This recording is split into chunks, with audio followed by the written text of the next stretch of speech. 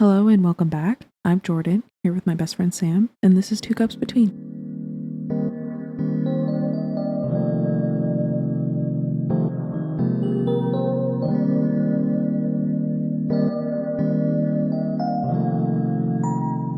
Hello? Hi. Hi. I'm so tempted to just keep doing the baby voice. I don't. How are you? Are you ready to record the podcast? Oh my god, how are you? What do you want to talk about? Oh my god. Starting off strong. Yeah. Not shady at all. This isn't about anyone I know. No, definitely not. This isn't about people I have to interact with. It's fine. No. Love baby talk. It's so cute and affectionate. All amongst the time, friends. every day. I encourage it. Anyway, how are you? I am. Yeah. I am. Yeah. I am. You know, I That's am. deep. Yeah.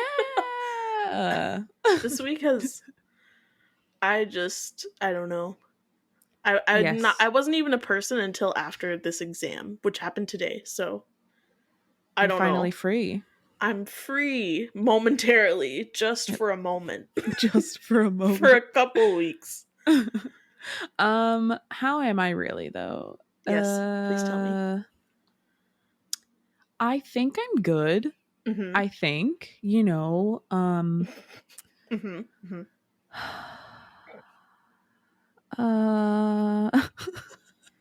I think I'm okay. I'm not awesome. Right. But I haven't been awesome in literal awesome years. Like, so yeah, what like, does that mean? Who's awesome? Here's the thing. You know how like non-Americans make fun of Americans for using awesome all the time?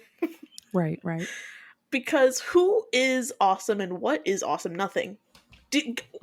Like the word awesome is such a grand when you think about it, if something being awesome, but we just throw it around. It's like, I'm not awesome. Please. Mediocre at best. Okay, fair. You know what I mean? Yeah. I've thought about that. I'm like, why do we use that? Why do we do that? Yeah, I'm fine generally. I could use an awesome week. Same. Actually, I could use something awesome happening to me. Yeah. Experiencing something awesome. Right. But that's unlikely. Yeah. And that's fine. This is very Pisces season of me, but I've been saying that I want to crush. Not you wishing for the thing that you constantly don't worry about complain about. No. What do you mean? What do you mean, what do I mean? Every time you have a crush, you're like, ugh, blah, blah, blah. Well, yeah, but like, you know.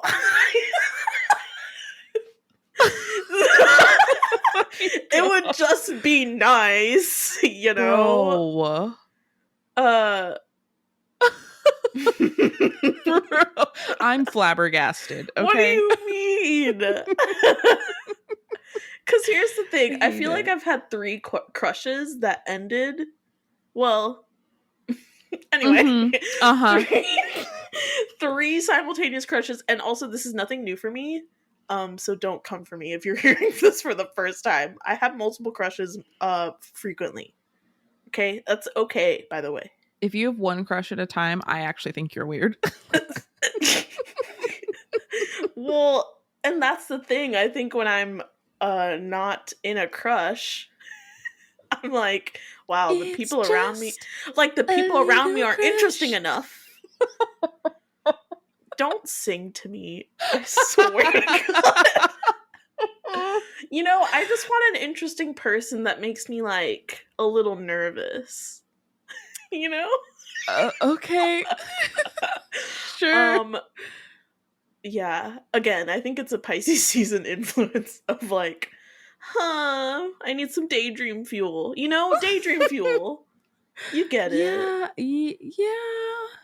I do. Yeah. I get it. But instead, I'm hearing people talk in a baby voice at our ripe old age. Oh And I my have to god, deal with that. I have like bro. crushes on people. Anti-crushes. What a Yeah. concept. Yeah. Actually, I should coin that. you should. It's literally just being annoyed with people. I don't know. Yeah. It really doesn't mean anything. It doesn't really mean anything. It's more Um, like instead of you kind of like dread having to see them every day. yeah. That's Instead probably of looking why I forward to it. need the opposite. I But need it to like promotes the same reaction. Like you still feel a bodily like response to being around them. It's just not a positive one. I love that you would That's an break that down anti-crush. to being the same thing. Yeah. It's the So same thing, just with the opposite connotation. sure. Same feeling. Same butterflies, but some of them are like just grating your stomach. Yeah. Yeah. You know? Yeah. um Exactly that. sure. Okay. But yeah, I could just use a crush, you know. I don't, but I'm happy for you. Whatever. You say that and then you'll literally be like, "Oh, you're literally the baby voice." It's just like without the baby voice. What? To like everyone. That's because Oh, I actively have crushes all the time. okay. And you're trying to be like, "I don't know what you mean. I don't know what you mean at Okay, all." you complain about having crushes all the time. I don't complain about it. I'm happy to have crushes on Oh. people, okay? Yeah, because they're like reciprocated. For me, it's just like, Oh my god. what do you mean? See, I I'm crying. no, no, no. You know what? This is over. This is over. I'm not talking about this anymore.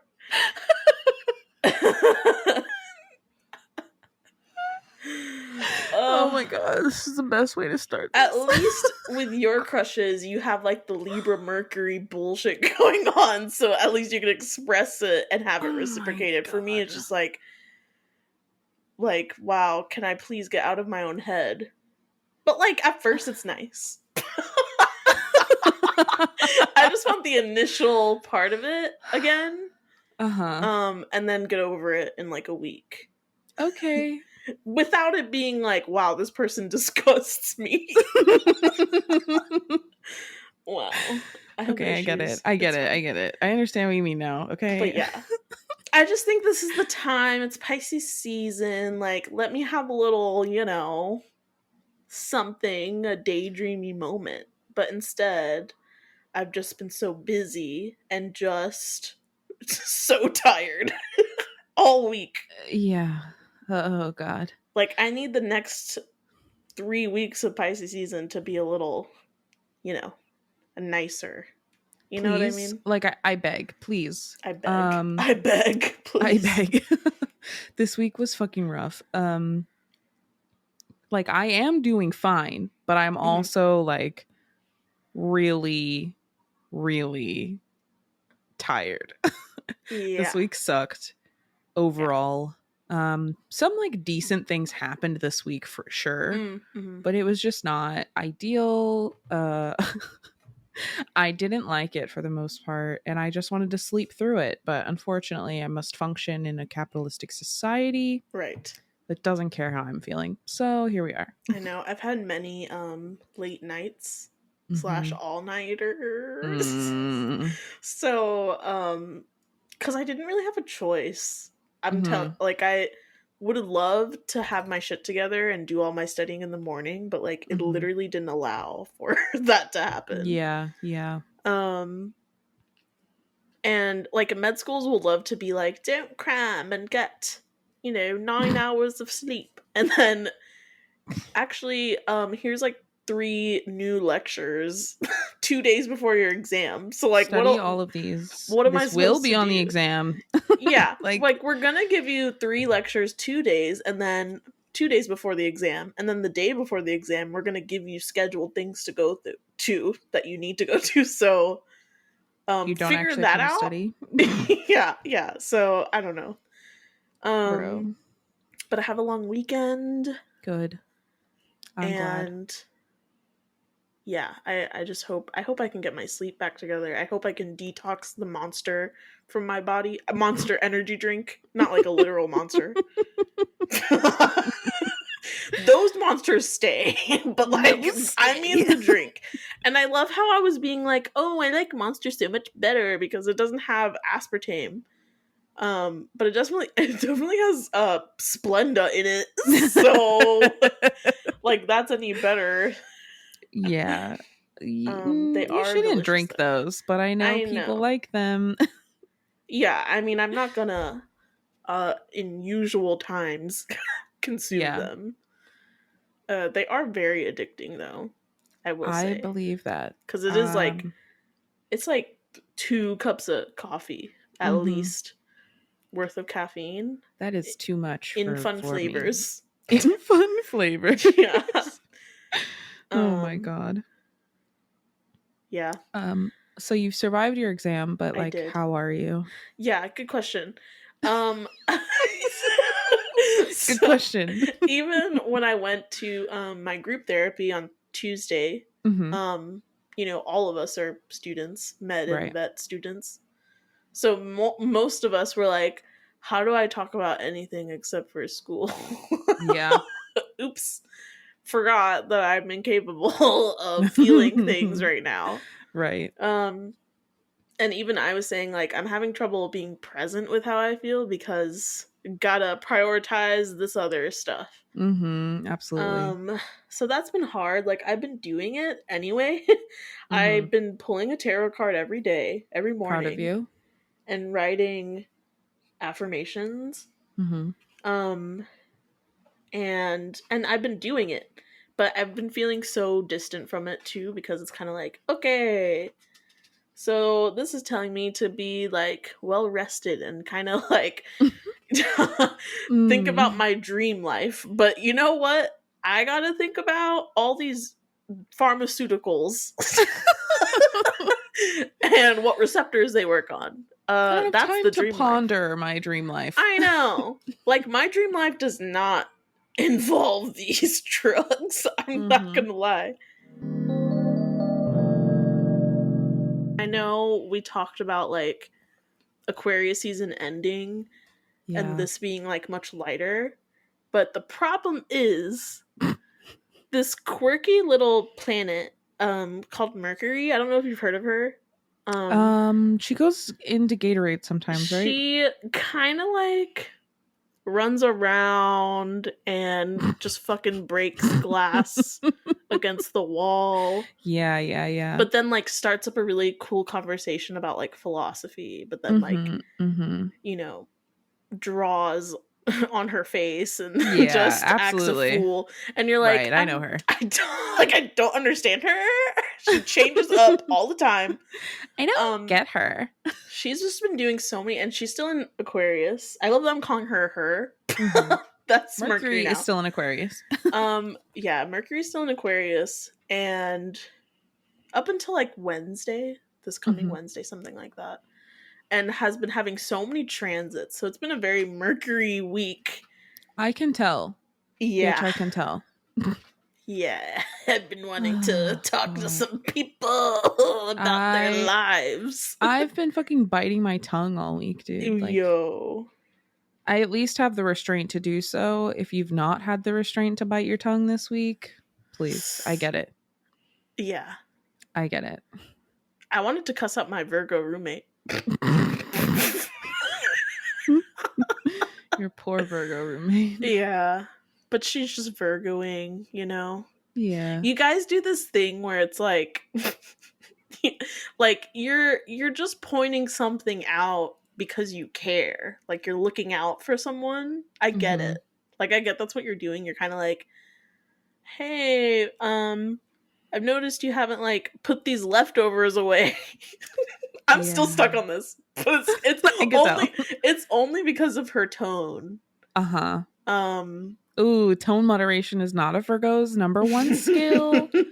I will apologize on behalf of all Virgos. It's not something we're good at because we just tend to be direct, and it's like not meant to come out as like really shitty, but it often Well, sounds really shitty. here's the thing, is like, I think you're intending on it being direct. Yes. But it comes off more like snarky. Yes. And because I know Virgos, I mean, I am talking about it now, so probably not over it. It just stings a lot. And I was very like, obviously, I was like, when I'm dealing with other stuff, I'm like, I don't need you to tell me this. I know all about your life because you're a Virgo and I'm a Pisces, so you tell me everything. Oh my god. You know? Yeah. So, but obviously in the end, it was a helpful thing. And that's just like an example. But she does that a lot. But it's very nice of her. And I will very much get into my ego about it because I'm older than her, but she's senior to me in school. Right. So when she's giving advice as a Virgo, it is on point. That's the thing that's annoying. Isn't it? Isn't it? Know. Yeah, okay. But I know. Yeah. It's pointed and like, it's correct. I just don't it doesn't always feel well timed. It's not always asked for. It's not tactful necessarily. Yeah, it's not tactful. It's not in the right delivery. Like, it's not the right delivery either. Yeah, that's a constant Virgo struggle. But like this week in particular, with the Pisces season starting and Aquarius, Mercury, and all of the transits that you will go over, because I don't know shit, but like I'm sure they're not exactly complimentary to like being sensitive to another person's feelings or even trying to be tactful. It's not on purpose, but like the tact was not there for anyone this week, apparently. Lots of miscommunication, like when you're just trying to say one thing. Me as a Virgo, who I just admitted that Virgos have problem with tact, but like you're just trying to say one thing directly, very simply, and then it gets misconstrued, blown out of proportion, and like taken in a million different directions that were not intended. With like very simple, what seemed like simple communication. But that happened to everyone this week, so you all just get a taste of what it's like to be a Virgo. Yeah. Well, I think it's interesting because I think Virgo and Pisces both do that, where they'll say something and everyone's like, yeah, no, you're just being weird, or you're being like, you're thinking too much about this. And then we'll end up being right. It'll be about very different like scopes. Like I'm sure Pisces will really tell you about how you're emotionally processing, and you're like, yeah, I think you're just overanalyzing this and psychoanalyzing me too much. But more times than not, they'll probably be right about it. Right. But maybe it wasn't the right time to present it. I can definitely see that being a theme this week. You're right about the transits. It's just that Mercury's been having a lot of aspects with other planets, especially like Jupiter, Chiron, Uranus. So like a lot of the further out there planets, which are kind of like, it kind of makes me think like we're meant to have discussions about very transformative things, and like digging into our habits, our unhealthy patterns. But I just don't think the environment and setting is right to really dig in. Like, people are a little too sensitive right now. Probably because of Pisces season, maybe because of Venus entering Aries too. Like, it's not a very stable, grounding place. Right. You know, so I think that definitely has to do with it. And Mercury in Aquarius is Mercury is exalted in Aquarius, but I don't think I don't think it's a very nice placement. It's personally. not yeah, and that's my placement. Thanks a lot. I frequently think that I'm saying stuff that people aren't wanting to hear.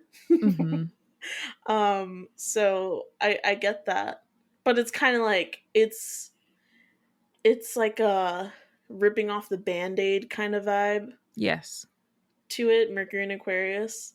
Yeah. And It it's kind makes of you like an effective communicator, but it's, again, just not tactful. It's not pleasant necessarily. It's not pleasant at all.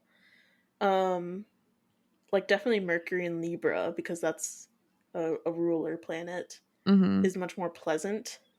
Mercury does well in all of the air signs, but I think for Libra it's just like a more pleasant placement, and then Gemini and Aquarius, it's kind of like, wow, please shut up. You're communicating too much. Yeah. But so yeah, like what I was saying is that we thought it would get lighter because we're not in Aquarius season anymore, but it's practically, it's like lingering because of Mercury. Yes. But And hopefully within the next week that will like ease off just a touch. Yeah, it's been interesting for the past, I'm not sure how long, because I don't keep up with I'm not very good at keeping up with astrological themes in the long term. I should be better about it. It's a goal. But Mercury's kind of been like trailing up behind the sun. Yeah, right. It's not quite caught up. And I don't think Mercury moves faster than the sun. I actually, don't quote me on that. I don't know how fast Mercury moves. I think it's a little almost the same pace as the sun. So it's like a little bit behind. So a season will start, and Pisces season started Saturday. And then a week and a half will go by and Mercury will be in the same sign. Yeah. Which kind of, it's a nice like emphasis, because our discussions and what we're thinking about will really match the seasons, I think. Yeah. Which is good, because like we discussed last time, I think we kind of need that theme in our lives, that kind of Piscean, like, let's focus inward and focus on our health, especially. Including your mental health. Oh, absolutely. Emotional, mental, for sure. So I think it'll be really good. We just need to wait a little longer for this to subside. Longer. Yeah, this week was definitely difficult with the lingering Aquarius season, but yeah, everybody was on like emotional level 10. Yeah. So like for some people, like our earth sign friends, it kind of made them a bit more snippy, a little spicy. Little spicy. Rather than like, I think it made a lot of like the water signs and the gentler fire signs a little more weepy because perhaps people like I don't know, those earth signs were affecting the water signs and fire signs quite directly this week is what I found. People were hurt pretty clearly and efficiently by like one sentence. So multiple times this week I've had to talk to people about. I'm sure air signs. I mean, maybe it's just my personal thing. I say air sign just because I have so much air in my chart that's really strong, way stronger than my Pisces placement. But I've just felt like I need to disconnect from all of this, because I can't like process any more information already. Yeah. So I also got that from air signs. I don't need to like be involved in whatever this, I don't want to call it drama, like to dismiss it, but definitely drama. Whatever like, this high key discourse, whatever that is. Get me out of here. Whatever that is, I want no part of it. Yeah. Yeah, I think I was definitely on the snippy end, but I also got a taste of like the air. Right. I have a lot of air placements and I refuse to like give into it, but like I definitely got a bit of the air sign disconnect this week, which was nice. I got to step away and do some other things. Yeah. But I really delved into music. Yeah. I did a lot of work this week. I started learning a new language. Nice. I've been working on external media creation rather than just pure consumption, which has been my MO for a while. Yeah. That's what I need to get on. I need to start making some stuff, you know? Yeah, creation versus consumption is a big theme for me right now. I'm trying to find the balance in creating and consuming because I love to consume, obviously. Consuming media is one of my favorite things, but like I need to remind myself that it's important to disconnect. Right. But that's okay. I'll get there. And this week was a good step in that direction. And I don't know, what other things did I work on this week? I don't know. I just didn't really talk to anybody. So yeah, probably a good thing. Yeah. I tried to talk to people, and then when it didn't go well, I was like, no, I'm good. I just like left it there. It's like, I don't need to talk to anyone else. I'm done. Right. Which is fine. For me, I don't care. I'm actually not that pressed about it, if I'm going to be honest. Genuinely, I'm not that pressed. Care. That didn't sound convincing, but yeah, it really didn't. But it didn't, fine. But I really am okay. Well, it's so, see, we're both some airy bitches, right? In our charts. Right. So it's kind of like, I feel like we care when things like that happen. We care a lot about the principle. We can detach from the people. Yes. But I think we get weighed down by the principle. And I think that's a very earth sign thing as well. I think earth signs are also very attached to the principles of things. Rather than the people. Yes. Yeah. Interesting. I never made that connection between air signs and earth signs before, but I think they both really care about the principles of things. Maybe they didn't realize that in each other. So because I see that too. Like, I'll have interactions with people all the time, and I'll be like, wow, like, I don't, I'm really not going to think poorly of this person, but I'm going to be so almost like distraught that someone acted in that way. Like, just the fact that someone acted in that way, or that someone can think like this, and now I'm aware.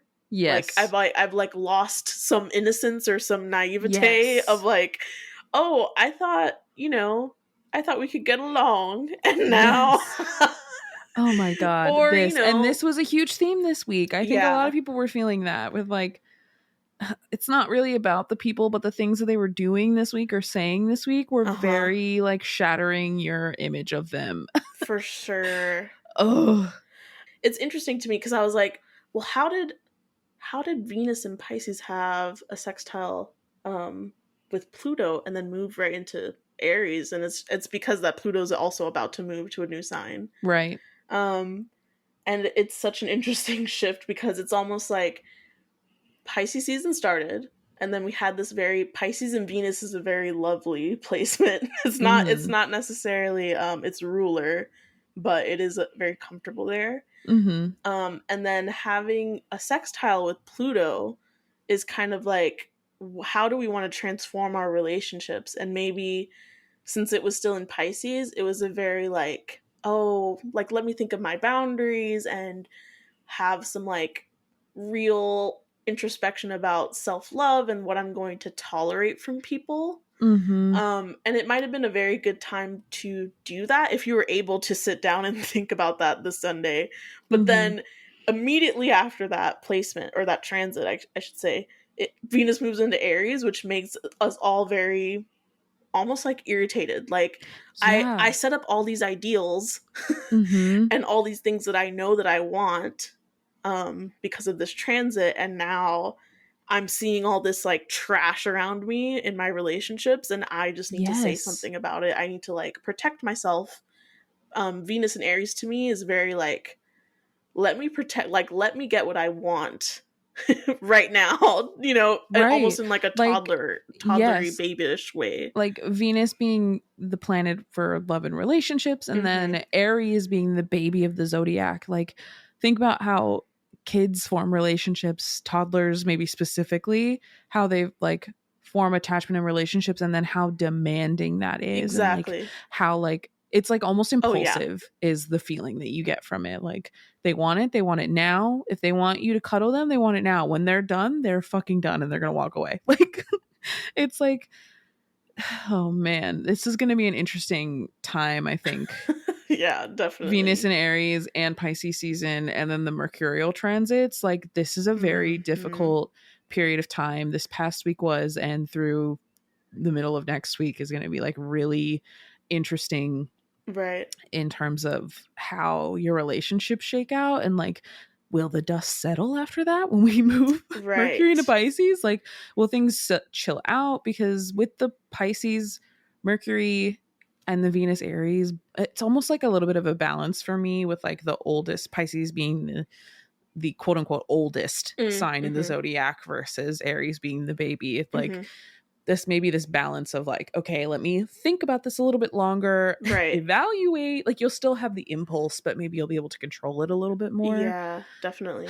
Depending on who you are and what your life circumstances are, always. But like, it should be easier to not give in immediately to the impulses, but it might be crush season.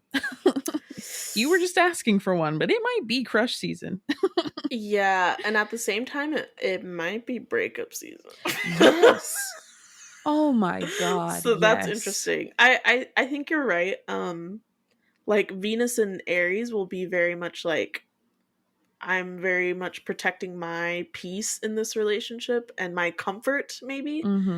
But at least Mercury and Pisces will give you some more consideration for the other person before you speak, before you sit down to have these discussions. Yeah.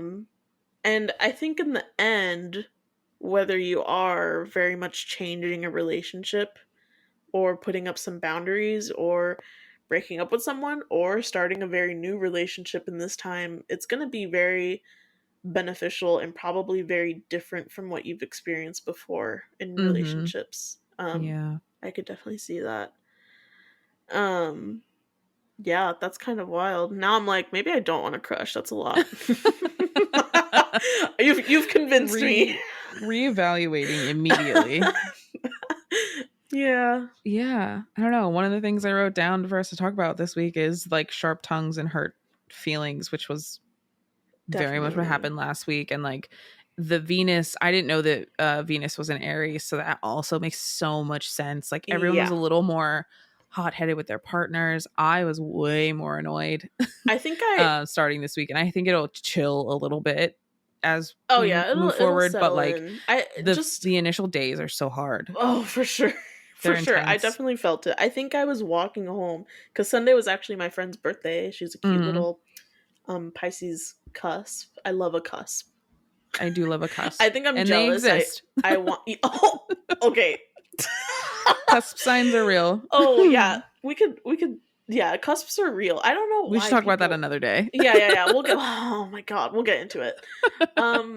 But I love cusps. I think I get jealous because I kind of wish I was a cusp. Like, it saves me that I have so many Aquarian placements that I can kind of pretend I am. Yeah. But it's different. It's different to actually have your sun sign specifically be on the cusp. Right. It makes for a very interesting personality, I think. Like an outward personality, sure. I guess. And Aquarius Pisces cusp, fantastic. Probably not the most they're gonna flake on plans. And they're not gonna make any decisions for plans either. But they're fun to vibe with. But anyway, so I was hanging out with my friends. We just got some sushi and watched the sunset. Very Piscean. Yeah, very Piscean. That sounds lovely, nice. Though. And then, everyone had to study. There haven't been any late night partying for us lately. Honestly, I'm glad, because y'all need to take a break. Yeah. Okay. We'll do it on my birthday, though. We're gonna go hard. But then I was like walking home and literally witnessed a breakup. Yeah. Someone was just like yelling, like, I don't remember this guy's name, like, Kevin, don't come to my apartment because I'm not there. And she was like walking away. Ooh. And he was like, well, good. That means we can talk right now. And I was like, oh man, we're on those streets. Oh. This is a little yeah. And she's like, I don't want to talk to you. You fucked me over. And I was like, oh my god. And I was kind of like this guy had like walked in front of me, Oh and I was God. I kind of just like very much I slowed down. And I was like, what do I even pretend? Like we're walking on the sidewalk. Oh my God. And they're like in the I love street public pee, though. arguing. I was like, do I pass by? Very Can I awkward. just scooch right on past you? Yeah. Like, imagine. Yeah. You're screaming at 'Cause each other I and you're didn't- like side, like trying to crab walk. Yeah.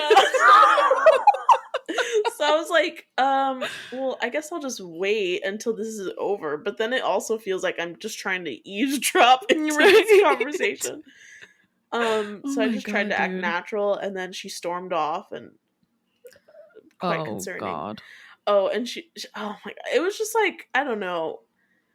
I have a bias towards men, but the way that they handle situations like this is just so you could have literally said anything else and you probably would have been fine.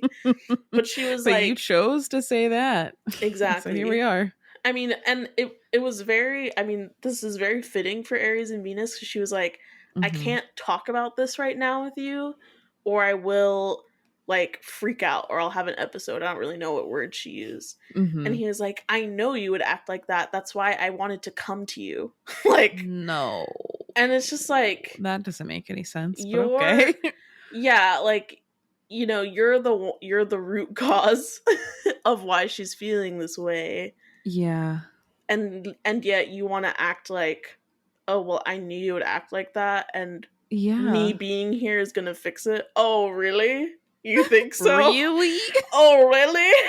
And like, oh God, a problem that I see there that like I have faced before is that she was like, I can't talk about this right now. Like right now, I need to not talk about this. Right. I would like to walk away and talk about this another time when I'm feeling more composed or less emotional, or I've had time to contemplate myself. Like, and this man is just like, no, we're gonna talk about it now.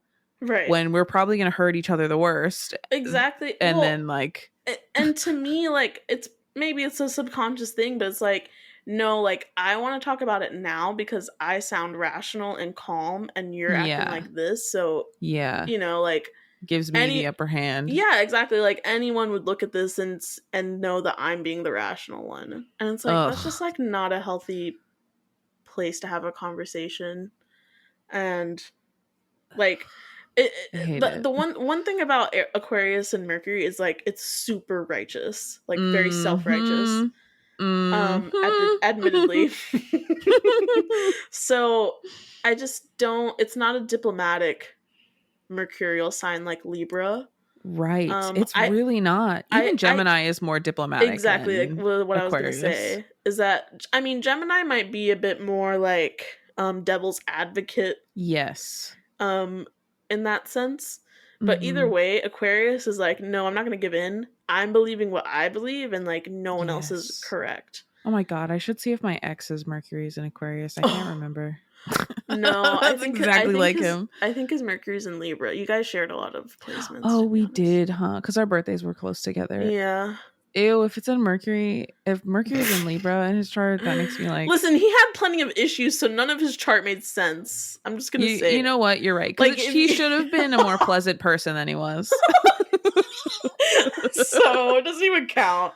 He has a lot of external issues, though. So. Yeah. I mean, that's tracks. gonna affect how you communicate in a relationship, even no matter how pleasant your chart looks. Right. On paper, should have been nice. Had the potential to be nice, but you know, 'twas not. But yeah, I hope it chills out from that. It definitely doesn't feel as flammable as it did at the beginning of this week. Yes. Oh, and what I was gonna say is that, I mean, it's February.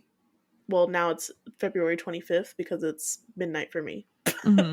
But for the rest of February, I know it's only a few more days. I always forget about how this month works. But for the rest of this month, we don't really have any major transits. Thank God. Yeah. Let's calm down. So March will be kind of when we're really shifting into Pisces season, I think. And we can kind of start to turn inward a bit. Yeah. Have those discussions, but in a much more thoughtful, deliberate manner. Mm-hmm. Yeah, I think it'll be And much more productive.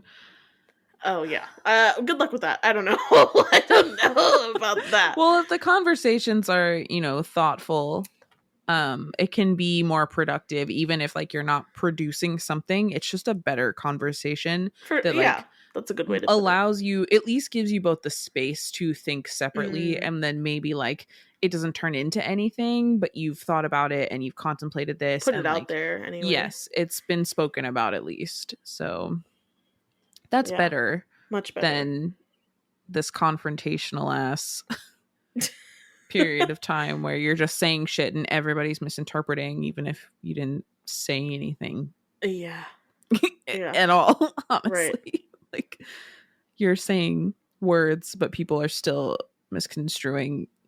I don't know. No matter what your intention was, it's right. like not going that way.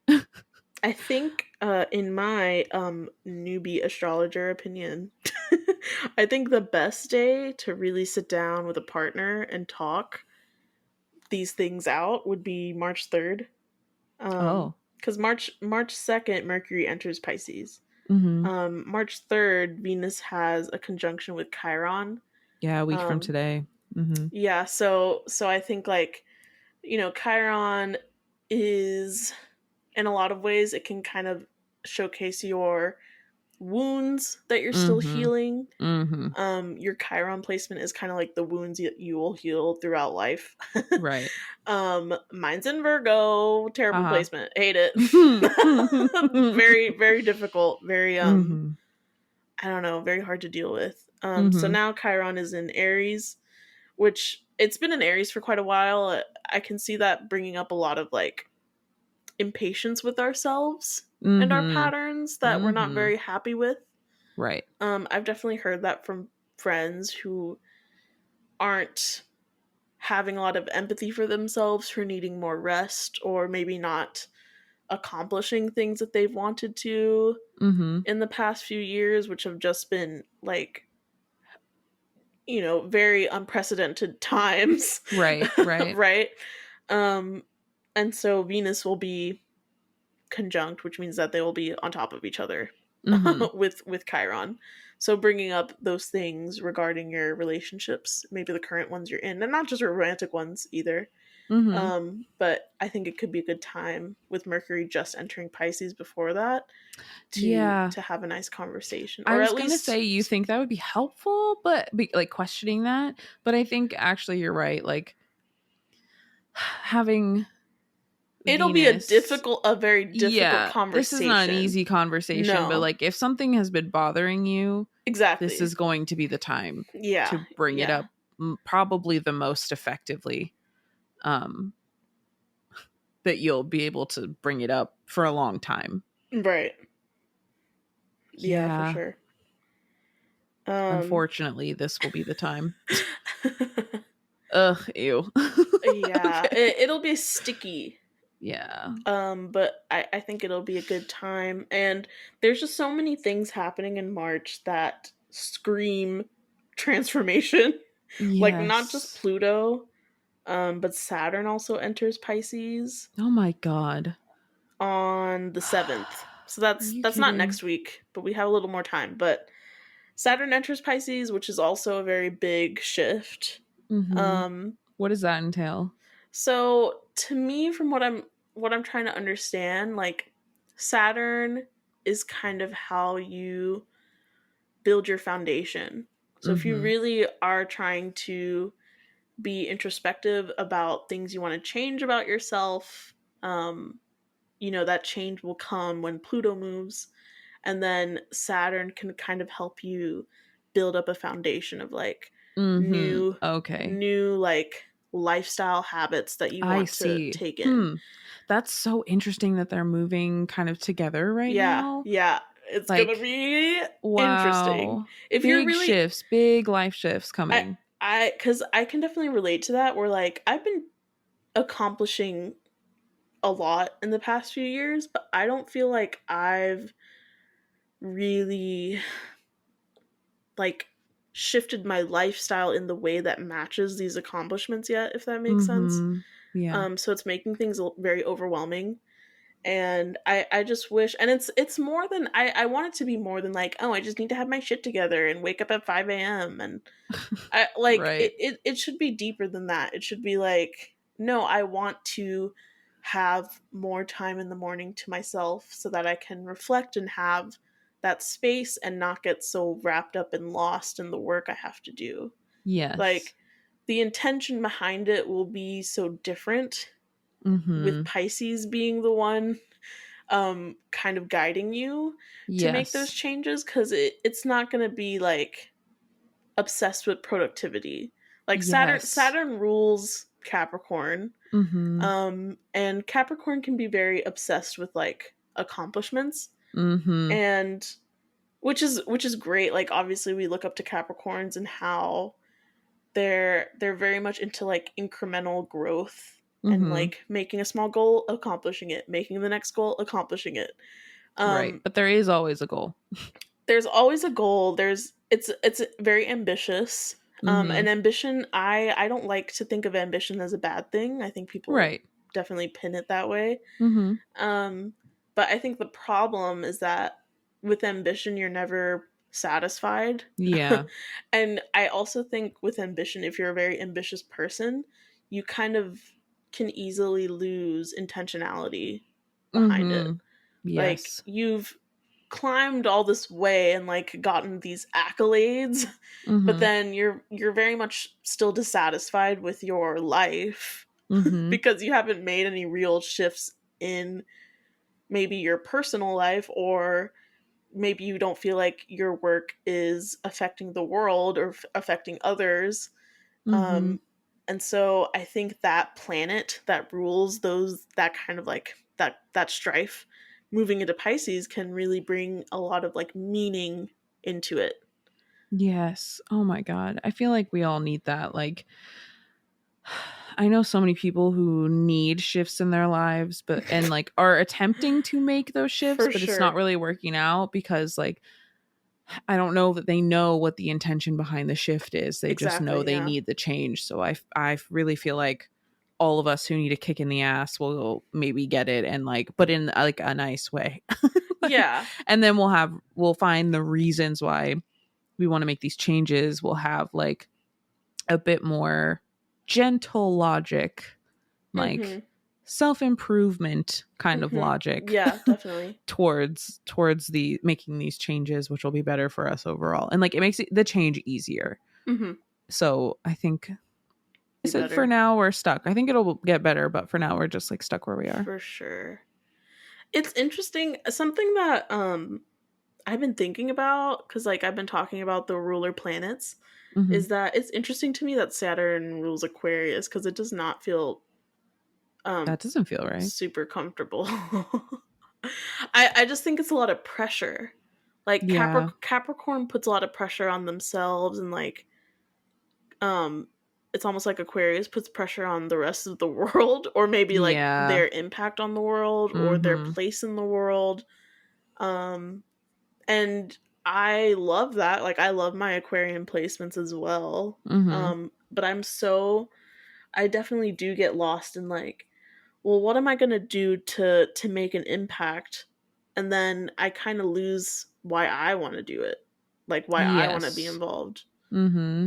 Um and I just think Saturn, for me, Saturn is in Pisces. I think this is the slow start of my Saturn return. Because I know Right. Saturn is a little wonky. It kind of like moves back and forth between a sign before it's Hmm. really settling into one. Yeah. Um, so it'll really settle into Pisces, I think, in like 2024, 2025. Yeah, our Saturn return is starting. Our Saturn return is the same Yeah, time period. yeah. So we are approaching That'll be now. great. I'm scared. I hate it. Very scared. I mean, it very much Yeah. lines up with my life. Mm-hmm. Obviously, I think it lines up with your life as well. Yeah, it Um, does. and I spoke to I have an uncle astrologer. He's also a mathematician, but he's an astrologer by Yes. in his heart. Um, and I asked him about it probably like a couple years ago. I was like, should I know anything about my Saturn return? It's my first one, and I'm a little worried because I think Mm-hmm. people paint it to be this very drastic, scary thing. Right. And he was like, it will be a huge shift, but it is not a fast moving planet. Yes. So it'll be a very slow but very transformative time. Mm-hmm. And I'm already starting to feel like, oh, I definitely feel this big transformation coming, and it's not like the ceiling caving in. It's more like Mm-hmm. renovating a house slowly, Yeah. and very intentionally, and maybe kind of having a deadline to finish it by, but not as much pressure as something's like if Mercury was in charge of our foundations, we would be in shambles. Yeah, all the time. Because it moves so fast and it moves so dramatically. Right. But Saturn is it's very fatherly and very like authoritarian. Mm-hmm. And it kind of walks into a room very, very sternly and is Mm-hmm. like, you need to fix these things. Here they are. I'll point them out for you. Fix them. And like try and do it in like 3 years. So it's like, oh, okay. God. Here we go. I'll work for 3 years on this stuff, I guess. I don't have a choice. Okay. I guess don't I'll really do it. get to decide. Yeah. So I think it'll actually be good. I think I'm looking forward to it. I've definitely been feeling like really stagnant, which is very wild because if you think about my life, it hasn't been stagnant at all. Not in the least. Yeah, so can you believe that that's how I'm feeling? Wow. Yeah, I'm kind of like, well, where is this going? Like, I did this thing, now I'm doing this thing. Yeah. And yeah, I think it'll be nice to feel a little more settled into the changes. Yeah, I hope so. Oh my God. Yeah, so that's kind of a big one. Saturn and Pluto are very big. I can't believe they're both happening in 1 month. That's a lot. It sounds a little bit stressful, but I think it'll be a good little kick in the pants for everyone. For sure. Thankfully, Mercury retrograde happens after. Oh, we can have one less bless. thing to worry about. Oh, not for a minute. We have some time on that front. Oh, and something else is that Venus will enter Taurus later in like middle of March. Thank God. That'll be lovely. We need it. Just a time of peace, luxury. I love Taurus so much. I don't know. Manipulate a man, okay? Oh, like something. Make him take you out to dinner. Money. Make him buy you something. That's what Taurus season calls for. Have you seen that TikTok? Venus and Taurus. Have you seen that TikTok of like of that woman and she's like, men really want to have opinions on makeup. Why don't you build a house? Have you seen this? No. I need to send it to you. It is so funny. And she goes on and she's like, men used to be craftsmen. You used to mold statues in the Renaissance. That's your bag. Like, oh, I don't like it when girls wear lashes. Build a house! Oh my God. It is so funny. And I think that is so Venus and Taurus. Like, I love that so much, actually. That's a good one. That'll be such a good one. Simply give me all your money and go do something useful for me. Yeah. That's my love language. Oh my God. I kind of wish my Venus was in Taurus. My Venus is in Libra. I'm the princess. Yeah. Libra, because it's Venus rules both of them, right? But yes, I feel like Libra's like, I'm princessy and do this for me. Yeah. And give me attention while you do it. And Taurus is like, leave me alone. I'm a queen. Yes. Okay. It's true. I don't want to be bothered by your presence. Yeah.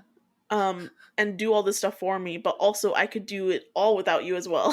So Taurus is the queen that steps on you, and Libra is the queen that requires 24/7 pampering from you. Oh. Yeah, that's pretty good. Wait on me hand and foot, you know? That's Libra Venus. Oh my god. It's bad. It's really bad. I'm extremely high maintenance. You? High maintenance? Shut up. Oh my god. Luckily, I've only had partners who do wait on me hand and foot. Well, yeah, you wouldn't have tolerated it the other way. Thank you so much for that vote of confidence. That vote for my character. You know, it's really inspiring. Anyway, bitch. Anyway. I mean, we were supposed to check in with ourselves, but I think we're both struggling to really check in. My group therapy session was really nice, but I think I'm still struggling to actually open up in it. Yeah. And I've kept saying that because I think something nice that the therapist will say is like, okay, like you shared that, you know, what you want to do in this group or kind of what your goal is to explore. And what would you want us to do to support you? And it's kind of weird because you're like, you know, this is a room full of strangers, right? Still, right? Like I don't know how I want these people who don't know me to support me. But something interesting was like, you know, there's like a whole age range of people. Yeah. My med school has like a big age range in general. Lots of like non-traditional, which just means older than 23 students.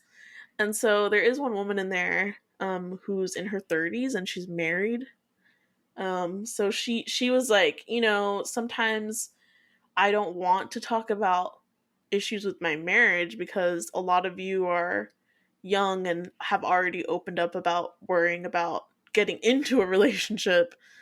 And so I don't want it to seem like my problems are so big and like unrelatable and have them like worry you or concern you when you're just trying to enter a relationship, you know, like and something I would like to bring up, I mean, it's mostly women in the group and like I think all of us have said that we feel like people pleasers and like we don't want to burden people with our problems, right? And I definitely, obviously I relate, I think, you know, I relate to that. So when she was saying that, you know, one of the youngest people in the group was like, you know, I'm like 20. And first of all, slay, you're in med school at 20. Yeah. Exactly. But she was like, she's from the UK, so she started much earlier than the rest of us. But she was saying like, you know, I can still be there for you. Like, I may not understand what you're going through. And when I talk about my problems as a 20-year-old, you may not understand or relate to what I'm going through. But the whole point, like, our point isn't to fix each other's problems. It's just to listen to each other. Yeah, absolutely. And I think I have trouble. I don't know. I think I also have trouble just listening to people because I don't know if I necessarily just want to go fix their problems, but I feel I almost feel like obligated to help either way. If it's not giving advice, it's like taking on the emotional toll. Yeah. And so when I share, I don't want to put that on anyone else either. Oof. You know? We are the same. We're too similar at this point. Like, yeah, like I mean, I'm a Virgo, so I tend to try to be a fixer, but even like listening to my friends' problems, I'm like, okay, how can we talk this out so that you might have a better like idea of how you're actually feeling or how like you want to proceed with this. Like I don't want necessarily need to fix it for you because I can't. It's not usually it doesn't usually have to do with me, but it's like, how can I help you feel a little better, feel a little more confident in tackling this problem? Which like I don't need to do that. But I definitely don't want people trying to help me like, at all. Or like even I don't even want people to do that with me, which is like not quite as intrusive as trying to fix my problems or something, but like, yeah, like similarly, I will take on an emotional burden for anyone, but I don't want anyone taking on an emotional burden for me, period. Like, don't. Yeah. I don't want you to feel like this. I don't even want to tell you that I feel like this. Like, right. Yeah. And I don't know. It's difficult for me. And I there is one guy in there, and he has a very, very sad story, like a very sad backstory. And he took some time to open up about it. And he had been all the time before that making jokes, or not like insensitive jokes. Yeah. Honestly, very wholesome, very light Making jokes. light of his kind of station in life right now. Definitely using like humor about it. And I know that's something I do as well. His was like to the extreme. And like even while telling this story, he couldn't stop laughing.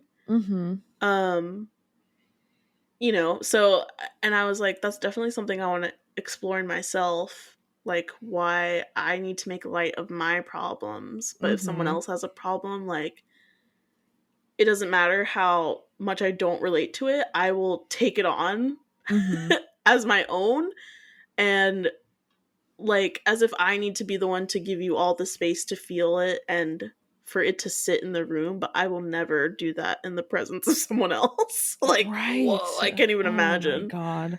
Not with my problem, no. No. I will intellectualize it and put it in a very, like, eloquently worded... Yes. Almost like a podcast, but in real life. Like, everything I talk... Like, the way I sound in a podcast is probably the same way I actually talk about my feelings, which is fine, and it's interesting to listen to, but then it's kind of like, are you good, though? But are you good? So, yeah. I hope I can be a little better. Maybe Mercury and Pisces will also help me. It might help you open up a little bit. Just like let down a wall or two. Yeah, because at first I used to say, what I used to say is like, oh, I don't talk about what I'm feeling until I've already processed it and can intellectualize it. But I've found, and I don't know if this is me just realizing it, or maybe I've just started doing it recently, is like, even in the moment when I'm feeling it, I can just detach and then describe it to you. Yeah, you're immediately intellectualizing instead of feeling which is a little, said thing. I don't know. I don't think I always did that. So I think I used to tell people, oh, I'm really good at feeling my feelings. I cry all the time, and I don't know if I haven't gone like the opposite way where I'm like not crying ever, but I don't think I'm emoting as much for sure. When it comes to my personal stuff. Yeah. I will just find catharsis through like media. Right. And think like, oh, I'm great at processing my problems. I cried when I watched fucking Kiki's Delivery Service. Oh my God. How can you not feel all the feelings when you watch that though? Like, my God. And like, oh, I processed all my emotions for the week because I watched a movie. I watched Marley and Me and cried. Therefore, I felt things. Not Marley and Me. A movie guaranteed to make literally everyone cry. I cried. I'm done. Oh no, you just watched a movie.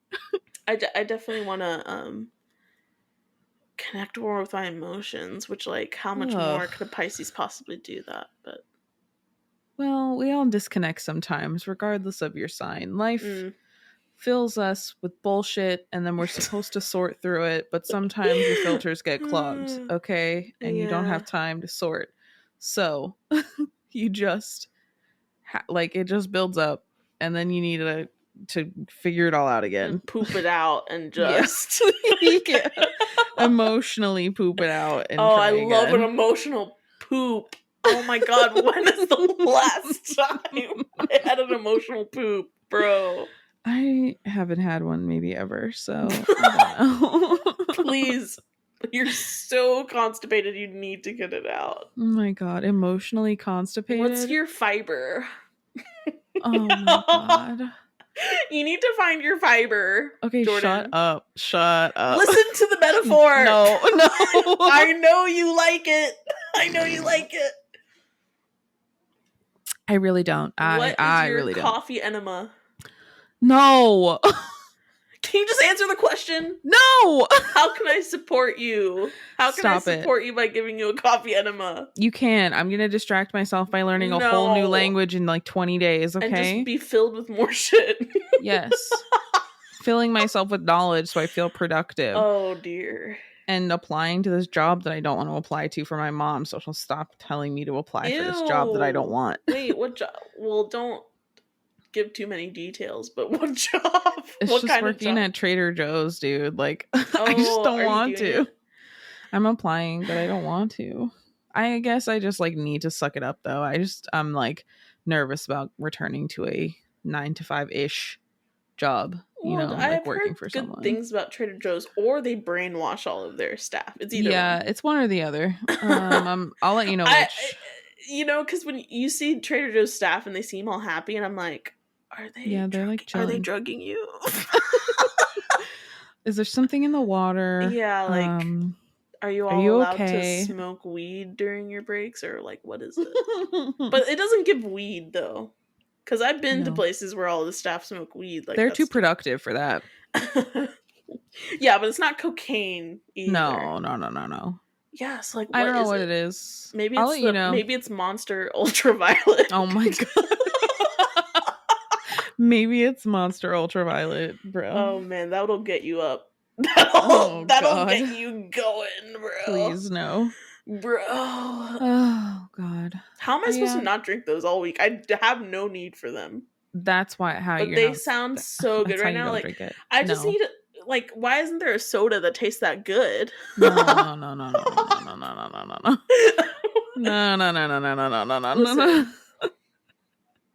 Listen, they're good. Where is there an orangey grape soda? That's disgusting. It's so good. Shut the fuck up. What are you talking about? That sounds horrific. It's so... How does that sound bad? That sounds awful. Grape and orange sounds bad to you? Yes. Together? Oh, God. Okay, hold on. It's not like as artificial grape as probably what you're thinking. No, okay? That sounds awful. I'm not... No. But okay, so there's other flavors. I tried them this week. Oh my god. Don't sound proud, bitch. Don't sound proud of that. I'm trying all the flavors.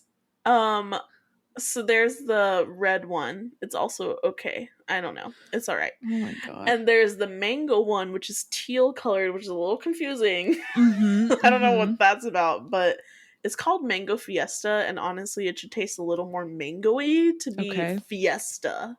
Okay. But it kind of tastes like a Fresca with some mango, which is really good. Okay, does that sound good to you? Do you like Fresca? It's fine. I don't really like soda. Also, I hate energy drinks on principle. Speaking of principles. Okay, yeah. You're talking to the wrong person about energy drinks. I was the same way, and then I got to med school. Okay. Okay. And then, the weird one is called Rosa or Rose or something like that. I don't know. It's pink, but I was like, I'm going to try this, even though it probably tastes bad. It tastes good, but I need to know if you know this very 90s kid thing. Okay. You know Soapy Life Water? Yes. Do you remember before they were a pretend healthy drink? And they were just like actual juice drinks? Like they were like sugary. I feel like I do remember this. They were called like Soapy Elixir. Yes. Before, and they had a lizard on it. Totally remember that. Yes. Oh my god. Dude, the strawberry daiquiri. Is that what this monster tastes like? Slapped. Okay. And it doesn't... I remember those lizard drinks. Yes. Oh my god, they were like the gas station drink. I think it's because my family like traveled around a lot, and so my sisters would get them. And then I was like, this weird milky pink drink in a plastic bottle. Like I need it. It was looking so good. back, I'm like, ooh, I don't know about that. I don't know. Right. But it was so good. And the Rosa one, like the after, it kind of like gave a semblance to that. And I was like, do I like this? Am I Oh my addicted? God. But it just made me want the real thing. And I don't think, I mean, I know that they don't exist anymore. But it's not the same. You know how you can like get some old vintage stuff? Like, I need them to bring back some drinks. Some drinky drinks. Bring them back with the same formula, though. You can put the crap back in them as long as it tastes the same. Oh, yeah. Do you think it was that bad? Yeah, yes. It was probably bad. It's probably really bad. Okay, all of these things have fucking Red40 in them. We're all gonna die. We're all gonna die. Everybody's gonna die. It's fine. They're gonna find Red40 in our blood cells. Yeah, they are. They're gonna Blood's be like, not red, it's Red40. Yeah, it's not. Yeah, these aren't like oxidized blood cells. These are just dyed with Red40. Oh my God. It's concerning. I'll try to stop drinking them. Take a break, okay? Yeah. Save it for your next exam period. All right, please. Yeah. I beg of you. Yeah. Just take a break. Yeah, oh my God. I broke up with Red Bulls, and they're still good. But I'm proud of you for breaking up with Red Bull. I mean, they have less caffeine and probably more sugar. Yeah, definitely more sugar in a Red Bull. You know, whatever. It's fine. Cause like coffee's just not doing it anymore. Coffee, okay, I love there coffee. wasn't enough coffee in the world this week to make me not tired. Okay. Yeah, like there was not enough coffee. Get a grip. Like I was down for the count every day. You know how many things I canceled this week because I was like, no, dude, I'm tired. No. I need to sleep. I don't have to wake up early this week. I'm sleeping. Sorry. Well, y'all can suck it. We need to look into like why caffeine does not work as well for neurodivergence. Cause like, what am I supposed to do? I know. What do I do instead? What am I supposed to do? If I don't have something, like I feel like if I didn't have caffeine in the morning, even if I kicked, the caffeine withdrawal migraine, whatever, I kick that. If I'm not having caffeine in the morning, it's like, what do you expect me to do? I will, I'll just fall asleep in my chair. Right. Like I will simply sleep all the time. I don't produce the right chemicals to make energy like that. Like, what do you want me to do? Oh, no. I'm truly at a loss. Do you take a multivitamin? No, I don't take a fucking multivitamin. Okay, bitch, I'm a heathen. About? I should take B vitamin for real, though, because if I have a kombucha, which they're fucking loaded with B vitamins, if you didn't know that, not you, Samantha. Like, if you did not know, kombucha is full of B vitamins. If I have a kombucha, I'm absolutely wired. Yeah, so maybe you just need to take a vitamin in the morning. Vitamins? Then I have to pay for them, okay? Here's the problem. I have to buy vitamins, and I don't have money for vitamins. Okay, your parents don't have a fucking huge thing of vitamins at your house? No! My mom takes her special bariatric vitamins no one's allowed to touch, okay? My dad takes fish oil. Okay, you should also be taking that. At night. Why at night? So then you don't have the fishy burpees during the day. That's just always what I've done. Okay.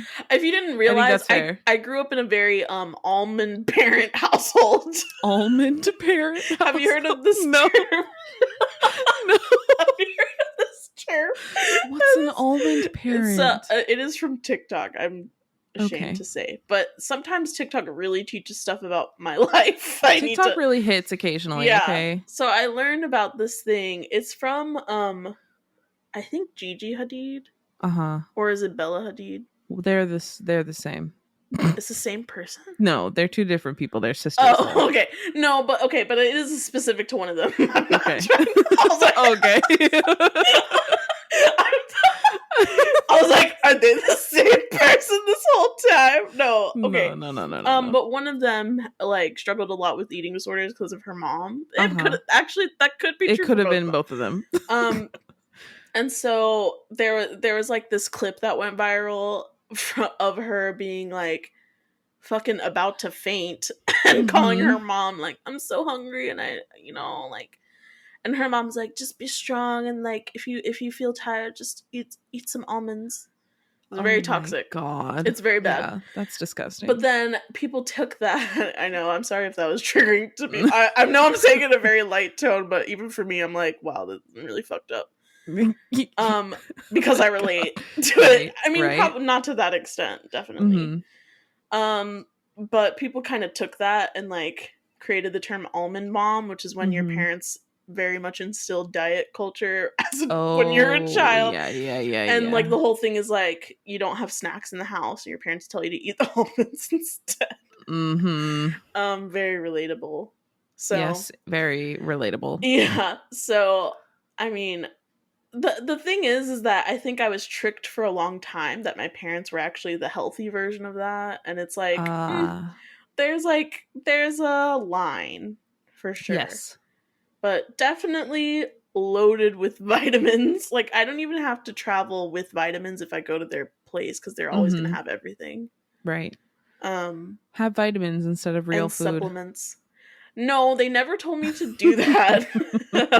They never told me to do that, but but if you take your vitamins and you miss a meal, at least you still got all your vitamins. Yeah, that's a very it's a double-edged sword because it is important if you have trouble. Like, if you have trouble getting 3 meals a day, like I definitely do, I should be taking vitamins because at least I'm not missing out on anything. But but it's not a replacement. It's more not like a replacement, a supplement for when you're not. Yeah, where you're having a hard time eating. Exactly. Definitely dealt with that this week. When I get stressed about studying, I will just forget. To eat, and all I've consumed is fucking Monster Ultraviolet. I have severe ADHD, which has a lot of B vitamins too. The Monster. That's good. I'm trying to sell it now. No, you're not convincing me. It does have vitamins. Energy drinks are bad. If you ask me, it doesn't mean they're bad for everyone, but I would never recommend someone drink an energy drink. I know, but like again. I know. What do you want me to do? I'm trying not to shame you. I want you to take a break. I am. But then just think they'll be effective again when you need them. I am. Okay. Jesus Christ. Okay, but anyway, I think I think something I want to work on is my health and being a little more in tune with myself. Like I used to, not to be so comparative about what I used to be like, but I used to be very like, oh, let me meditate every day and really check in with myself and journal and all those things. I definitely want to get back into that. So yeah, we'll see. I'll let you know how it goes. Yeah, I'm going to try to incorporate at least like a little bit of journaling into my daily life this week. I need a little more. This week I definitely have more room to do it, So as long as I kind of get rejuvenating enough rest this weekend, which is probably like why I'm pretty committed to not going out and drinking. Thankfully no one else. I mean, there are plenty of people who want to. I just don't hang out with them. Don't hang out with those people. Yeah. Oh, or if they ask, I'll be like, "Oh, I'll think about it. Get back to you." Actually, no. No. So hopefully that'll be better this week. Yeah, I hope so. A little more productive in a different way, more spiritual and introspective way. Yeah. Media plug time. Sure. Okay. Bitch, what have you been listening to, watching, reading, consuming this week? Oh, so much. It's funny because I delete social media the week of my exam, but I think I will still want to procrastinate and like kind of need a little break and like look or listen to something else, which is nice because then I kind of like do a deep dive. Like as busy as I am, I do a little deep dive into like a podcast or something, but this time I dove so deep into Paramore content. Yes. Because I don't know, I love this album, But I think I've just like, it just opened me up to being obsessed with them again. Yeah. And because I definitely loved them as a kid, but like even when they were active when we were in college, I feel like I listened to the After Laughter album and was kind of like, oh, okay. And I don't know, it hits different now. Maybe Yeah. my flavor of depression wasn't, at the right, it didn't align with it yet when I was in college, but now it's like, oh, I see what this album is doing. Like, I love that. Right. Like, the sound mixed with the very, very depressing lyrics, just presented in a really good way. Yeah. And I think what set it off is that, I was like watching stuff on YouTube, like their music videos that they've released for this new album, and have gotten a lot of suggestions. Right. And I listened to their Apple Music video, or sorry, their interview with Apple Music. What's this guy's name? Zane Lowe. Oh yeah, the Zane Lowe interviews. Yeah, the Zane Lowe interviews are really good, and he's done them multiple times with Paramore. And he did one with Hayley Williams when she was doing her solo stuff. So obviously I listened to all of those. Of like course. Nice stuff in the background. And I don't know, like, I just really love them as a band. I don't think I was able to get into like their personal stuff and like their interviews and stuff when I was younger.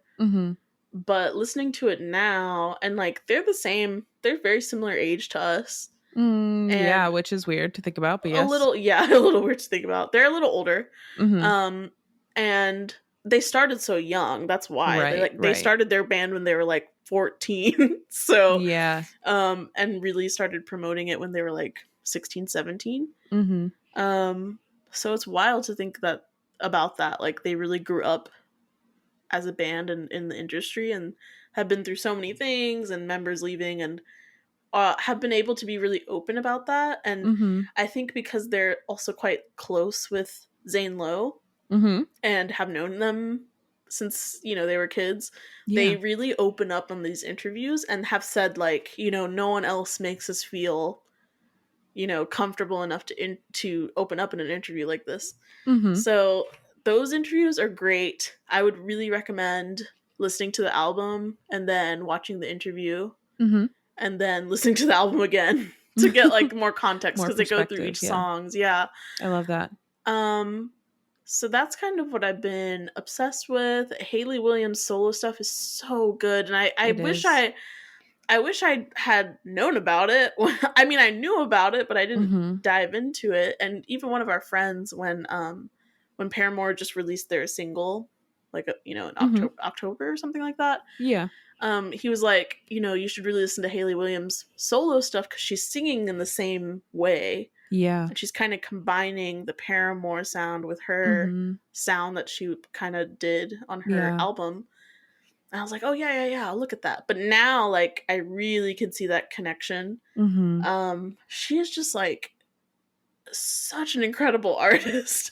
She is. And she's grown so much. And you can really see it. Like, I remember when her solo project came out, I was, like, very into all of the visuals she was doing. For sure. Like, she did a visual, I think, for every song, if I'm not mistaken. Because it was just, like, an EP. Like 5.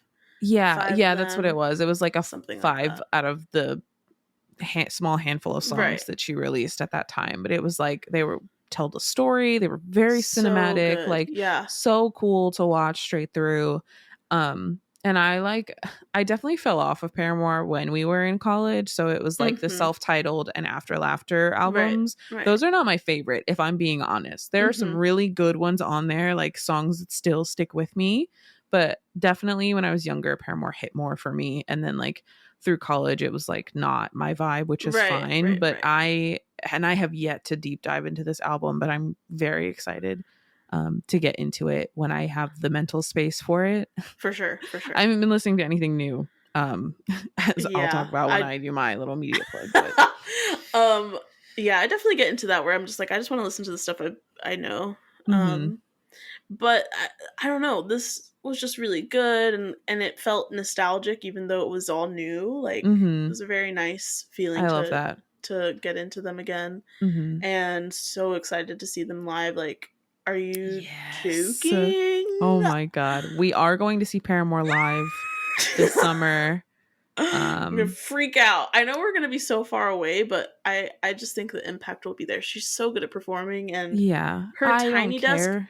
You should check out her tiny desk. It's from Did her solo Hayley just stuff. do one? Yeah, just a solo tiny No, desk. yeah, Okay. it's from a couple years ago, but it's so short, but it's so good. And um, even like, you know, I was mentioning they did like a little cover of Drake, Mm-hmm. Passionfruit by Drake, a couple years ago too. Yeah. They're so versatile, and I think it's so interesting. There's so many bands from when we were younger that are still Mm-hmm. active. Um, you know, from that like emo scene era. Yeah. Um, but I just think, and I mean, I'm sure there are plenty of bands who have matured their sound and changed kind of like their genre. But something about how Paramore has done it is it's so seamless, it's so authentic, and they've been able to kind of keep one foot in the pop realm but still keep their sound. And I don't know, it's just like very, very good, very good. Mm-hmm. I've been very impressed by it. um so yeah, really good stuff. um all of the Zane Lowe interviews were really good to listen to. I would highly recommend them if you're into Paramore at all, and especially the one with Hayley on her own when she was doing her solo stuff was so personal, Mm-hmm. and gave context for the older Paramore interview because of what she was going through with her divorce and stuff like that. Right. Very good to listen to. I was obsessed, and I really needed that this week. I think it was almost like being able to watch someone really progress emotionally over many, many years. Mm-hmm. I kind of just listened to it all in one week. Yeah. I don't know. I think it kind of inspired me to sit down and do that too once I get the time. Mm-hmm. Um, so yeah, that's been really fun. Oh, and I wanted to look into it just like very briefly, look at some astrology, because I found out that Hayley is dating Taylor York, which is the guitarist. Mm-hmm. And they've been the two most central parts. Like neither of them Right. had left the active Paramore at all. Mm-hmm. So they've been best friends for so long, and it's apparently, allegedly, been confirmed that they've been dating Mm-hmm. in the past few months. Um, and their birthdays, so she's 1 year older, Mm-hmm. but they're 10 days apart. Oh God. And she's a Capricorn and he's a Sag. And Whoa. I was like, Really? whoa. That is so, they say adjacent signs struggle in a relationship. Mm-hmm. But I don't think I ever expected that kind of dynamic with them. Wow. Since I've seen them together more. He is a Yeah. very introverted Sagittarius. He has a Virgo moon. Oh yeah. um Okay. and they share a Capricorn Mercury, which I find interesting because in one of the Huh. interviews, Hayley was saying like she spent so much of their career saying stuff that she doesn't mean so that Mm-hmm. she can get into certain spaces. Very Capricorn Yes. of her to like, you know, I'll just go through these motions and get to these places or these accolades. Yeah. And she was like, but something I admire about Taylor is that he'll always say what he means, which is very Sagittarian. Mm-hmm. Um, so I like how that comes out. Even though he seems very quiet, it seems like he has like more, I don't know, more boldness maybe, at least in what he believes in, and that kind of inspired her. Right. But yeah, I just wanted to look at their placements really quick. She has a Leo moon, Yes. Work which bitch. totally shows through her performance because she likes to dance and she always has fire outfits. I've been loving looking Yes. at their performances and just looking at her outfits, and sometimes they coordinate outfits, which is I so love that. good. I love it. Mm-hmm. I love it. Um, so yeah, they're an interesting dynamic. I'm sure they'll be very private about their Yes. relationship. I imagine so. But I just love, she's such a Capricorn, has a Capricorn Mercury, but can Yeah. express herself so well in music. Like I find that Right. so interesting. Um would love to know what her rising is. Yeah. Oh my God. Yeah. I wonder, I don't know what I was going to say. I lost the thought. Oh, you're fine. Yeah. You had one more thing you wanted to talk about, right? Oh, yeah. So something I think this is just a small thing I watched. It's like this Wired YouTube video of a mathematician explains infinity. Sorry, I didn't mean to play it. It's just called A Mathematician Explains Infinity in 5 Levels of Difficulty, which is hilarious. She explains it to like a child, and then a high school student, a college student, a graduate student, and then she speaks to another expert. Mm-hmm. And I I don't know why. I was just playing this in the background. And I was kind of like, I wonder where I'm going to get lost in this discussion. Definitely understood the child, thankfully. The child conversation. At least that one. I thought she also did a really good job. Like, I think it's really hard for an expert level mathematician to explain it simply enough. Experts often, well, I shouldn't say experts. I think people who think they're really smart have a very hard time explaining their very smart concepts in a way that makes sense to literally everyone, Exactly. as in could explain it to a child and make them understand. For sure. So an expert, maybe not, but someone who thinks they're brilliant, yeah, will have that problem. Yeah. So I think it says a lot. Her name is Emily Reel. I believe she's a doctorate of mathematics from Johns Hopkins University. Wow. Very, very accomplished. Big ups. And she, like, listening to her explain it, she never felt pretentious. She was like, you could tell she's very enamored by the philosophy of math, you know, which is extremely philosophical. She even says at one point that she hopes that people realize that math is not so separated from the humanities because it's extremely theoretical and philosophical about the universe. Right. And so, I mean, just watching this video, first of all, I was impressed about how much I wanted to know about math. Because I think a lot of us do not, or tend to not like math, but I've known forever that we mostly think that way because the way it's taught to us. At least as Americans, yeah. At least as Americans. But at least in the context with standardized testing, it's just like, I don't know, it just sucks. I don't even know what else to say. Like, I don't even have any eloquent way to put it. It's just there like really not isn't. very good. That's it. It's just very discouraging, and like, unless you innately have that curiosity about math, I think it's hard to find people who go into it to study, you know? Right. But when she was explaining it, she was you could tell that she's very into it, but not to sound smarter than everyone else in the room, like really to connect with people about it. And it kind of got me thinking that I kind of want to listen to more content about stuff I don't understand. You know? Yeah. Brand new, fresh concepts, for not sure. things you've heard of before. Yeah, like learn something very new, or stuff that I thought that I wouldn't be able to grasp. Because definitely, obviously, when it got to the graduate level, I was like, okay, they're kind of losing me with all these terms, and the way she's explaining it is much more conceptual. It's much more of a language barrier when you get to higher levels. Exactly.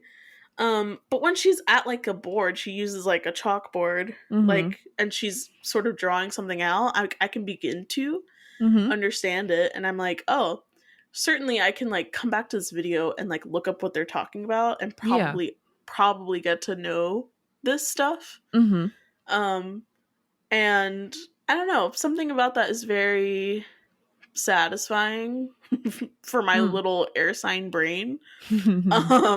So I think that's something I really need, like that mental stimulation. Amazing, because I study every day, but I think that I'd need something else to kind of just take me out of that world for a bit, and learn about something else, keep things interesting. So yeah, that's also something that I like this week.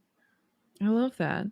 very different things. I feel like one very like entertainment heavy, For sure. and the other definitely more like very scholarly. Yeah. But in an interesting way. Like, it's an interesting concept. The concept of infinity mathematically is actually very interesting.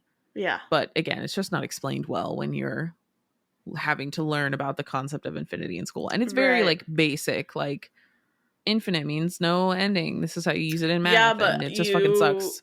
Okay, well now I know it's deeper than that. Right. It's so cool. Okay, my media plug this week. I have two things. Mostly it's music because I'm finally like feeling hashtag not depressed enough to like to listen to music again.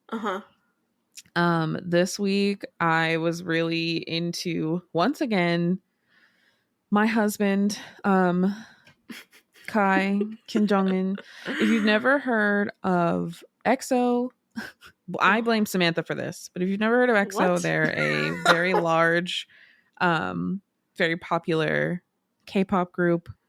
And there's a member whose stage name is Kai, and he's releasing a new album next month. And I'm very, very, very fucking excited about it. It's going to be great. His past two albums have been wonderful masterpieces. So I'm really back big into Peaches, which was his second album and is my favorite of the two that he's released so far. I expect big things from number 3 because he keeps getting better. I'm sure. Yeah, okay, wait. First of all, why do you blame me? You want me what do you mean? Why do I blame you? You want me to talk about EXO all the time? No, I blame you for bringing me to this point. Oh, I see. I blame you. You're welcome, first of all. I'm sorry that I happen to be into the best K-pop group. Wow. Okay? You need to slow your roll, okay? Because we don't need BTS stans coming after us right now. Okay? No comment, but also... Hush. No.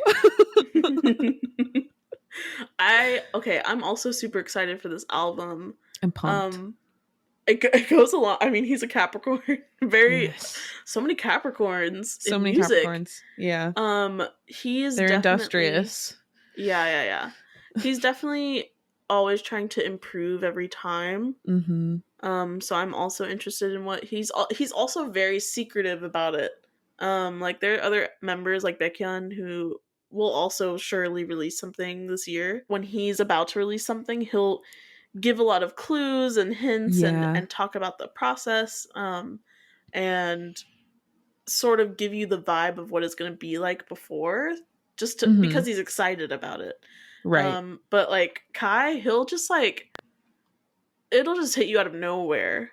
Like I was waiting to hear, like he said back in like November, December that he was working on something, but gave nothing else, no other information. Yeah.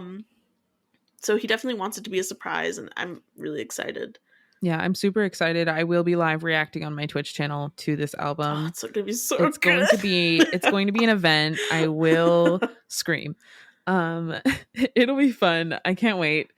The other thing that I've been into, which I'm literally so mad that this is like that I'm into this right now, is the Weeknd again. Okay, listen, hear me out. The Weeknd is not an artist that I seek out. Yeah. Let me just be clear. Like, let's just say, like, when we were talking before we recorded, and you're like, I've also been listening to The Weeknd a lot. My answer was like, oh, interesting. Exactly. Like, The Weeknd is not an artist that I seek out, but I was listening. I'm a big SZA fan always, period. Always listening to SZA. So I have like a SZA radio that on Spotify that I love because it always brings me like a bunch of my favorite things just into one playlist, and it's so good. But Die For You by The Weeknd was in that playlist. And I was like, wait, why is this song like really hitting right now? Yeah. It was just getting deep in my soul. And I just remembered that The Weeknd has so many bangers that I love to listen to. And not even like just the popular songs, like a lot of they're like Weeknd deep cuts that really hit sometimes. And like, I don't want to like The Weeknd. I have to be honest with you. He's a little too emo sad boy for me. But like, I really do like The Weeknd when I'm listening to his music. Oh yeah. And I saw Spotify recommended to me, because apparently Spotify can read my fucking mind, that there's a new came out today. Well, yesterday, but today, the 24th of February, Die For You remix with Ariana Grande, who is my pop queen. I am, in fact, Ariana Grande pop trash. I love her work. I would have to agree that I am. Her discography is front to back excellent. Okay. Yeah. Especially recently. So you can fight me if you would like to. You can fight us. I love my Ariana Grande. Problematic queen. Okay. I love her. I love Queen Appropriana. Okay. Not Queen Appropriana. Are you kidding me? It's fine. The songs are good. They're good. Anyway, they just remixed Die For You together, and I have to listen to it, and I will be obsessed with this song going forward. I'm sure. They make good, they collab. They do. I like it. They have a good song on Positions that I somehow me declaring I'm a stan, and I can't remember what the fuck this song is called. I forgot as well. It's very good. A good one. That is a good one. We suck. But yeah, that's a good trash. Oh, she has Love Me Harder with The Weeknd, which is like an older song. Oh no, but that one was always good as well. And it's Off the Table. I love Off the Table. Ooh, yeah. That song is so good. I was like, I know I'm obsessed with this song. No, Positions was perfect. Okay. People were like, I didn't really like it. And I was like, you didn't listen to it enough. It grew on me. Yeah, yes, it was a grow. It was an album that grew on you. When I first think Thank You Next was one that grew off me. I don't like that one quite as much anymore. That's so true. Because I was like, okay, now I don't care about most of these songs. At first I was like, this is great. And then I was like, oh, no, it's actually just mid. For her albums, that one's mid. But Positions is amazing. And A Sweetener is another favorite. There's a little, like a teens too much Pharrell production on Sweetener. Oh yeah, for me. Okay, because like, why does Pharrell have to be all over whatever he produced? I don't can know. You please like? You know what songs are Pharrell produced? Yeah, like every time they come on. Anyway, I love Ariana Grande, and I don't want to like The Weeknd, but I really do. So he's not bad. Like he's not. No. As far as I know, he hasn't been in like the problematic sphere. No, what he has done is date Selena Gomez and then make one of the best albums ever when he got broken up with. So like, wait, I know he makes good music. I'm not gonna lie, I feel like I didn't know that. Yeah, he dated Selena Gomez very briefly after she and Justin Bieber broke up for the final time. And then he wrote an album trying to listen about her. Wait, okay, yeah, like where's his Scorpio placement? Because he's not a Scorpio. Like, where is it? Because he's an Aquarius, but he has to have a strong Scorpio placement. Oh no, I'm so tempted. I feel like I don't know if this was a fake tweet. You know how people make like just fake tweets from celebrities, which is kind of fucked up. I'm pretty sure it's him. Like he's literally posted his time and place of birth so people can look up his chart. I bet you he has. But yeah, we could deep dive into that one day. Oh my god. Another day we'll talk about he The has Weeknd. To have a Scorpio placement. I know he's an Aquarius sun. You know he what? Literally has I like his song with Doja Cat too, and that is also just like an emo bullshit terrible song about cheating. But wait, which Doja Cat song? Also, Moo has been on repeat lately. That Doja Cat song. Yeah, Doja Cat is also another problematic queen I love. Honestly. It's called like You Right. In Your Eyes? It's a Weeknd song. No, You Right by Doja Cat. Oh yeah, You Right. Oh, that's on her album. Yeah, on her album. Oh yeah, You Right is so good. Yeah. And that music video is very good. because it was sponsored by that. Is sponsored by CoStar, wasn't it? No, not CoStar. What's the other Pattern? Oh, the Pattern. Oh yeah. No. Because that Doja Cat album, Planet Her, it was really good. Is so good. I think it was my top album that year, and I was like, "How can this be my top album? That's embarrassing." But it was true. It was facts because I Doja Cat has really been killing it for a long time. Honestly, I really love Hot Pink. That album is great too. Like, true. I think Doja hasn't had a bad album for me. I think she's burned out though from the industry. I believe it. She's streaming fucking like Red Dead on Twitch or something. Oh, that's right. Like, I need to watch that. Is she fun to watch, like Kiki? No. Oh, okay, but the thing is, she's been streaming for like she streamed before. Yeah, you know, she was Doja Cat's a console streamer, which is not inherently a bad thing, but it's just like a different thing. From the console. I see. Yeah, she streams direct from her console, so it's a little you throwing different. Shade. Sorry, you throwing streamer shade. It's not intentional. She is entertaining to watch, but I would not call it like fun, like watching Keke Palmer. Keke Palmer is very, very fun to watch on Twitch. Oh my god. Very good. Anyway, I think we're done here. Yeah, I guess so. That's been fun stuff. I'm glad you've been listening to some good stuff. Good music by two men. Me on my high horse because I've been listening to Paramore. I know. I'm a feminist, actually. Actually, I'm just listening to trash music. Okay, it's fine. I mean, Peaches is actually not trash. It's not trash. Neither is The Weeknd. No, okay, The Weeknd's let me be fine. real. It's good. Put that out there. Let's clear his name. He's fine. He makes good music. I just don't want to like him, and I can't explain why. Really, I can't. I don't know why. Yeah, like he's fine, and I feel like I liked him before when he was he used to produce a lot of stuff. Yes. And like I always really liked it, and then when he started singing, I was like, "Man, your singing voice is annoying." But it's gotten less annoying. Yeah, I think he's like found the sound exactly. I was gonna say because I feel like he just like imitated a Michael Jackson-y knockoff voice for a long time, a little bit, and now it seems a little evened out, and I think he's gotten much better at singing. Too. Yeah, I agree. So that sounded really shady, but all in all, he's not that bad. He's fine. No, he's fine. Maybe I'll check out his stuff. Yeah. Anything we talked about today will be in the show notes, linked for your browsing pleasure. Please listen to the things I listen to.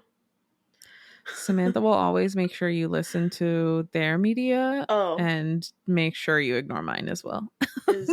Is that true?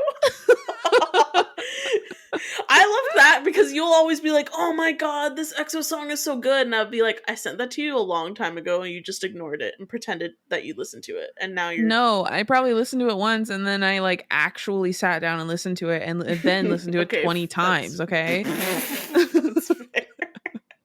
And I'm not trying to tell you that it's good. I'm trying to like affirm that yes, this is good. Thank you. I did indeed enjoy this recommendation. Oh, okay. I think we made a breakthrough in our communication. Is that what you're trying to say? Okay. Sure. Let's call it a breakthrough. Oh my god. Oh my god. Oh, Jesus Christ. Well, that was fun. That was fun. What an Thanks for listening. I hope next week is better than this. Same. Oh my god. Yeah, and we can talk about some fun stuff. I hope it's like a fun. I wish I would have a fun week. No, I have a couple of fun things planned next week, and I just hope they go well. I'm scared. Yeah, I know. I want them to be fun for everyone, and I'm scared that it won't be fun for everyone. Okay, I think you need to just I'll have a good time. Chill. Oh. Okay. Just chill. Are you feeling responsible for other people's fun? Let's psychoanalyze this. No, we're not psychoanalyzing that. We're almost 2 hours into this episode. Okay. Well, yeah, you're right. We shouldn't start that now. We'll get into it next week. We'll talk about it next week after it's done, okay? All right. All right. Thanks for listening. We'll see you next time. Bye. Thanks so much for listening to Two Cups Between. If you would like to tweet at us or interact with us in any way, our Twitter is 2 Cups Between. That's the number 2 Cups Between. If you would like to send us an email with questions, comments, whatever you like, that email is 2cupsbetween@gmail.com. Again, the number 2 cupsbetween@gmail.com.